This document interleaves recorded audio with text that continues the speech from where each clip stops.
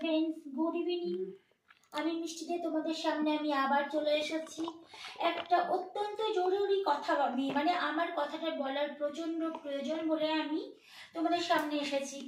তা তোমরা অবশ্যই প্লিজ একটু মন দিয়ে শুনবে যে আমি কথাগুলো কি বলতে চাইছি। তার আগে ফার্স্ট টাইম বলি, আমি তো মানে গত রবিবারে হচ্ছে রানু মণ্ডলের বাড়িতে গেছিলাম। তো রানু মণ্ডলের বাড়িতে যখন আমি যাই, তারপরে বাড়ি যখন আসি, তো তখন নেক্সট ডে ট্রেনেই হোক কি বাড়িতেই হোক কিসে যে কামড়ালো আমি ঠিক সেটা বুঝতে পারলাম না।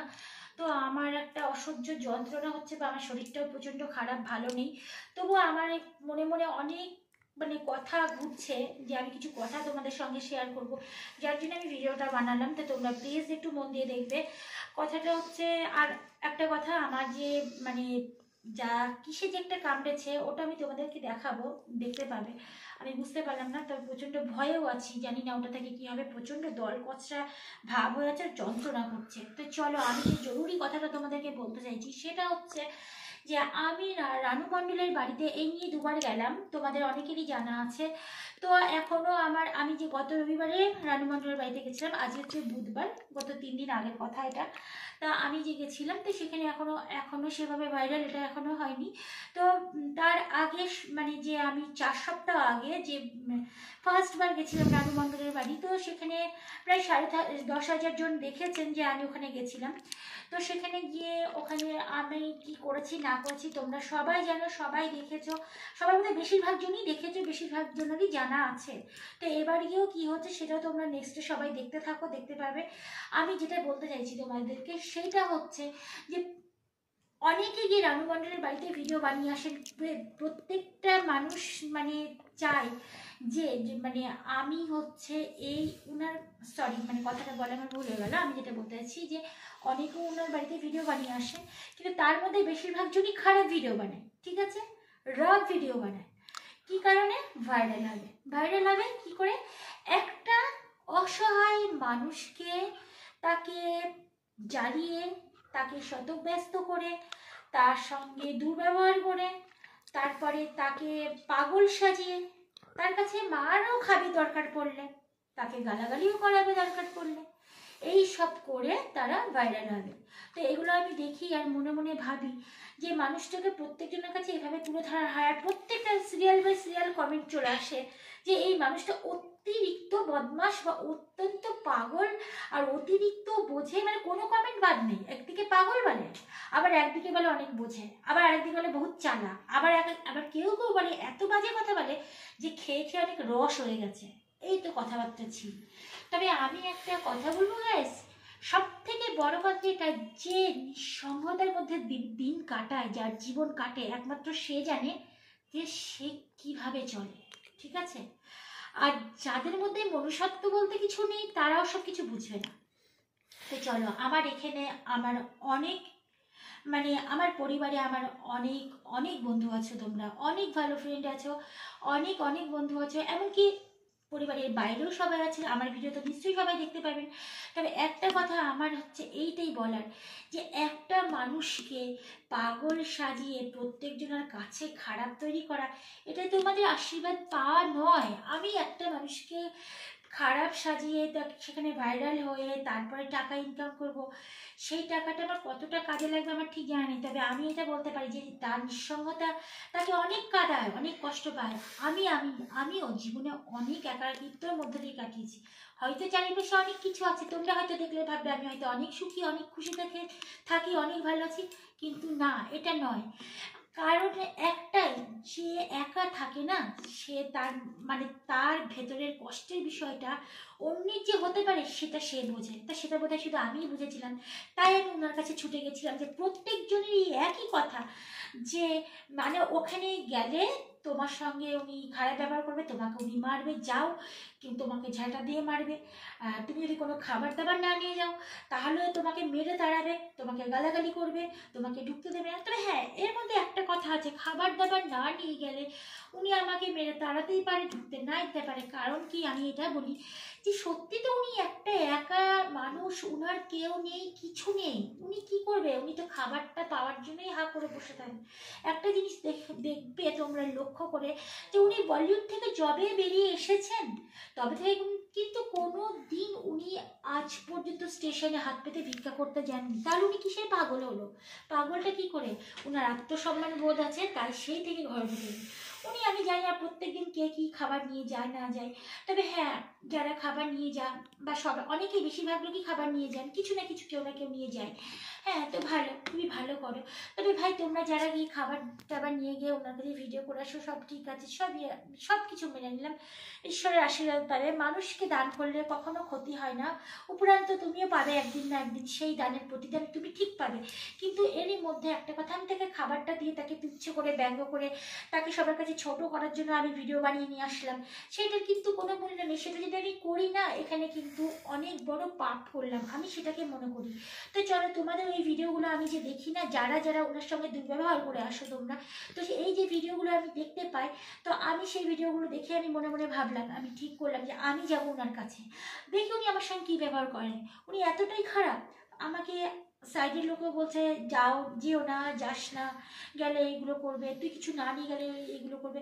এটা তো অবভিয়াসলি যে এটা করবেই, কারণ যে আমি যদি কিছু না নিয়ে যাই, স্বাভাবিক সে তো একটা খাবার আসে হা করে বসে থাকি, কারণ সে তো ঘর থেকে বেরোয় না, আমাকে তো নিয়ে যেতেই হবে, এইখানটায় আমি মানতেই হবে।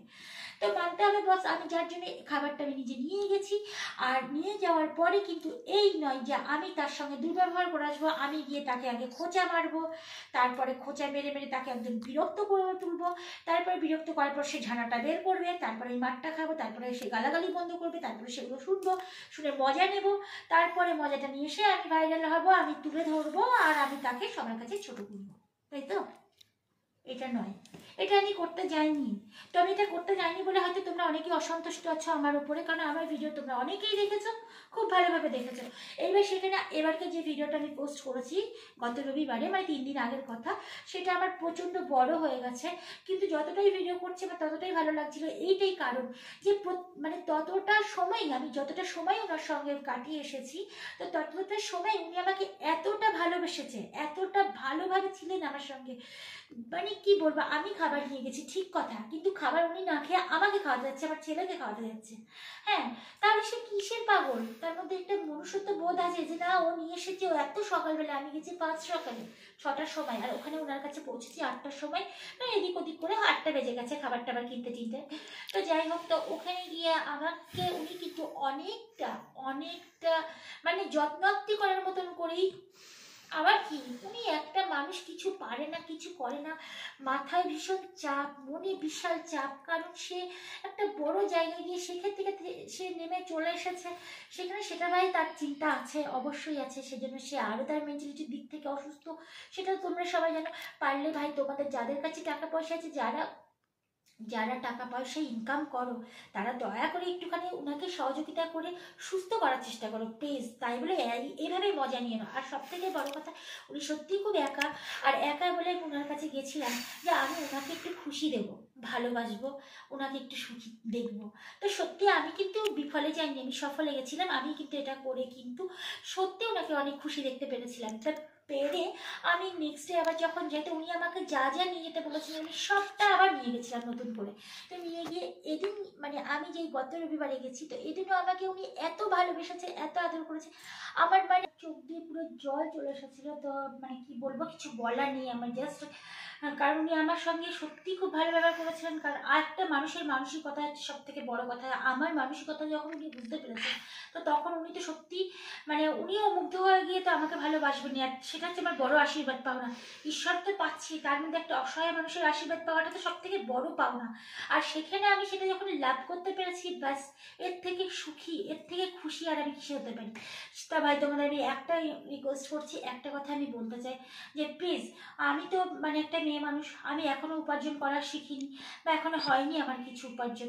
যদি হয়, আমি তোমাদের কথা দিচ্ছি, আমি যতটুকু পারবো ওনাকে সহযোগিতা করবো, সাহায্য করবো, ওনার পাশে দাঁড়ানোর চেষ্টা করবো।